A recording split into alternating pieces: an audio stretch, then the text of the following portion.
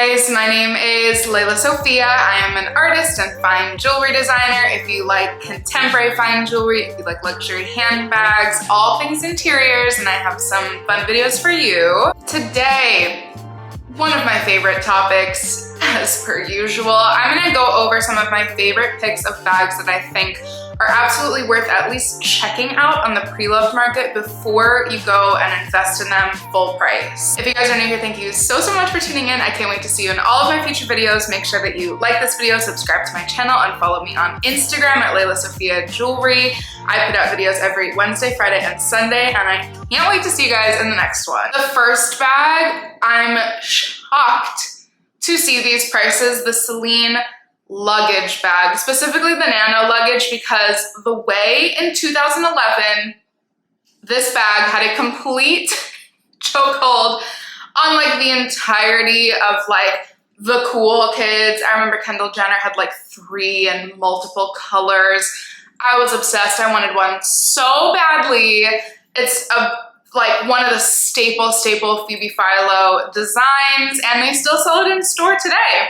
These bags now go for like $1,000 on average. Kind of like, should I get one just for nostalgia's sake?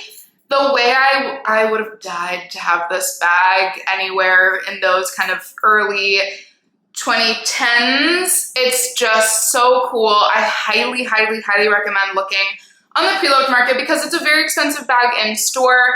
We know that Celine has such incredible quality, and it will be amazing if you buy it in store, but also you could save some money. Even getting one of the nicer, more kind of well kept up ones pre-loved will still save you a lot of money. Another bag, I swear to you, I had not known about this bag. Also, I'm not really a Prada girl, as we know, but I saw this bag in person, I think 3-ish years ago, and I was like, am I loving Prada right now? What is going on? The Cahier bag. Some people might say it's outdated. It's cool still. It's gorgeous. The only complaints I've ever heard is that it's quite heavy. That's okay. It seems like the perfect bag. It's that bag that's, again, kind of in my first designer bag collection video, would have gone perfectly in that category with like the Gucci Dionysus. It's camera bag style, so there's no top handle. It seems really kind of utilitarian, but also gorgeous. The older styles, there's like a lion head. There are some really cool styles. Again, pre-loved prices. I've seen them for such amazing prices. You could pay anywhere between $1,000 and $1,500 or so. The price has been going down over the last year or so, and honestly, I do think it's worth checking it out on a place like Vestiaire or The Real before purchasing in store. Another bag that doesn't seem to hold its value as much, the Fendi Peekaboo bag I love, specifically the mini size, not the little tiny baby mini size, but the like, okay, this can actually be an everyday mini size. It seems like the most practical bag.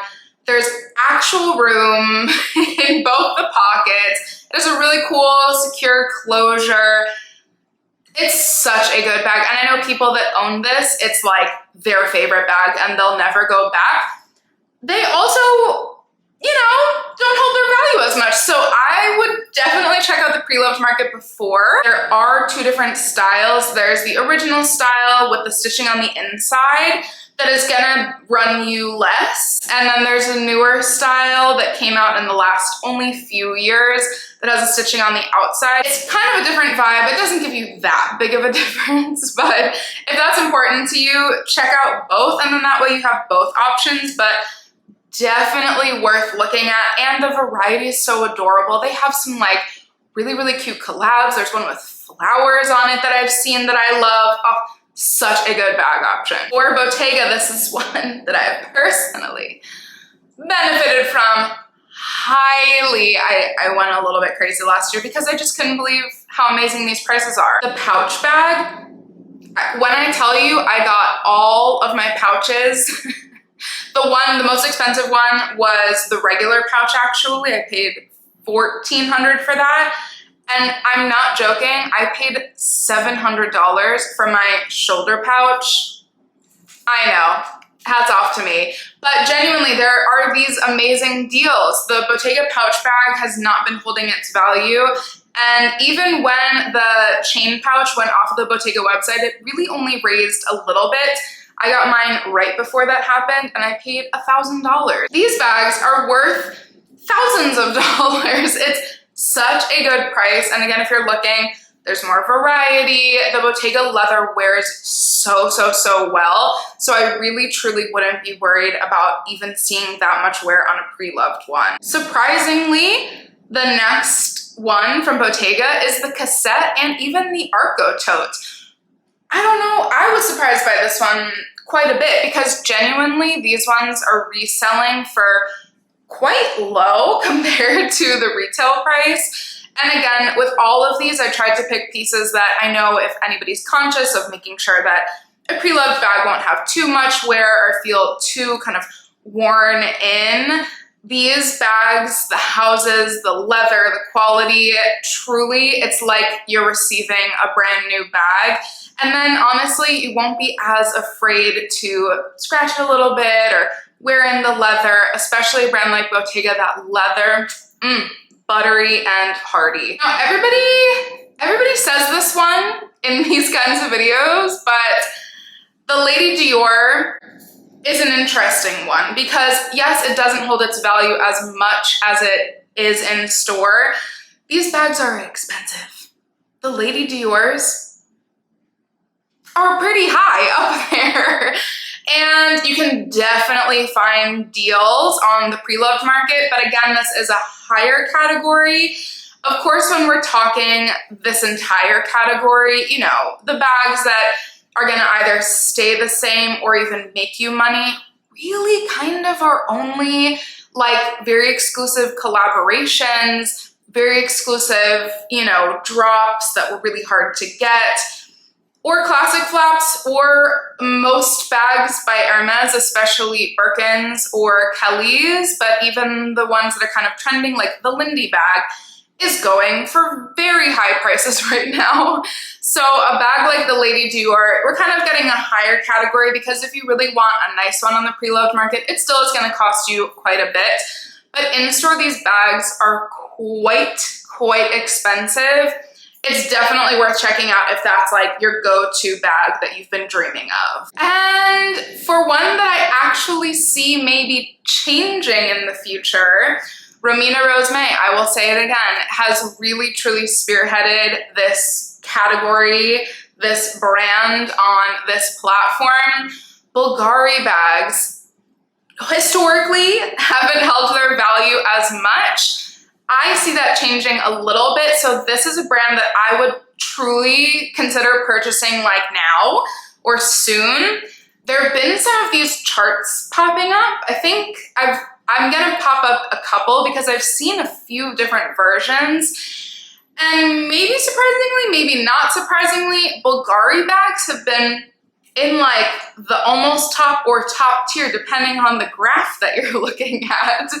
The quality seems to be universally deemed as one of the best. And I think people are starting to figure that out, especially with the more kind of minimal, quiet luxury trend and boom that's happening right now. BVLGARI is starting to become more along those lines of like, if you know, you know that serpentine or serpentine snakehead.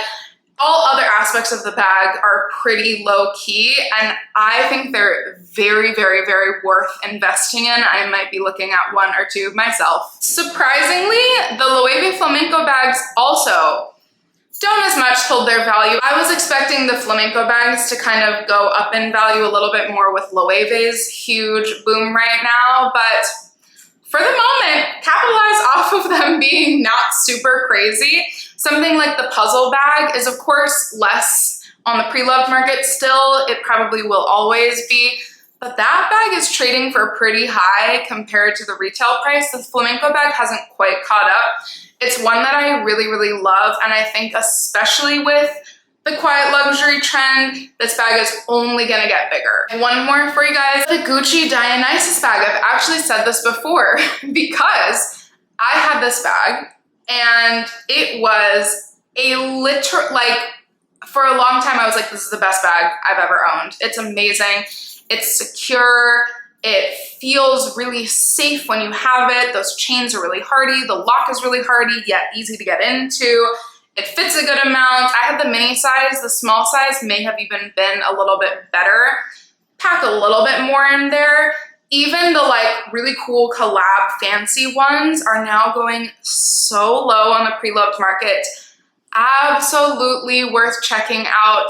If you're not a huge logo person, even the ones that are more leather heavy and have like the striped leather, their prices are quite amazing. Absolutely worth it. And you guys, as always, I can't wait to hear your thoughts. What did I miss? What bags would you add? Again, I think that this is truly just such an amazing conversation that needs to be talked about more, which I'm starting to see. But these bags are amazing.